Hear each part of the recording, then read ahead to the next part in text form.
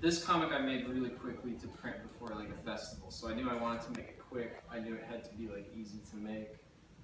And what I did was I was like, I need a subject for a comic book. I was stuck in Germany for like a few weeks. I went to the grocery store and decided I was going to select an object at random and make an entire comic book about it.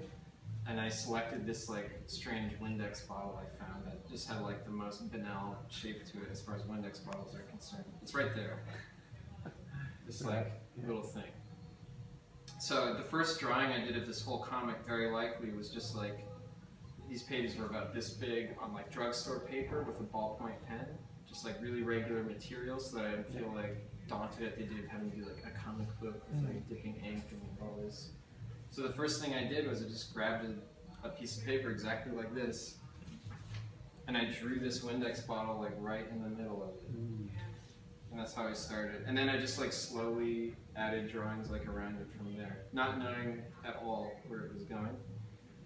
So then the next thing I drew was probably like these people in the corner in this kind of like weird sort of dreamlike garden scene or something like that. And then the next thing I drew was this guy here.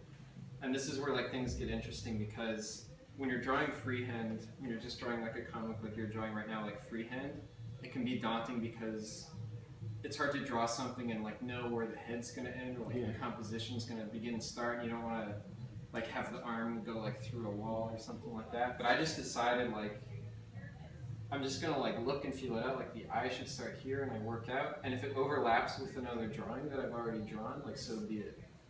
So you can see here, the second thing I drew is this guy. He goes like right into the previous drawing I drew, probably because I started with his hand or something, like I didn't plan it out.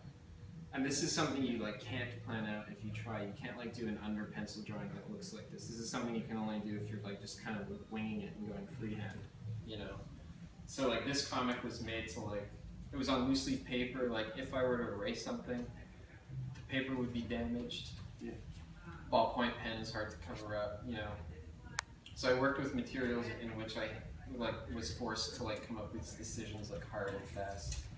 And if I'm working with crystal board, like I can sense how expensive it is. Like I can feel the dollars like wasting away when I'm drawing, which I don't like.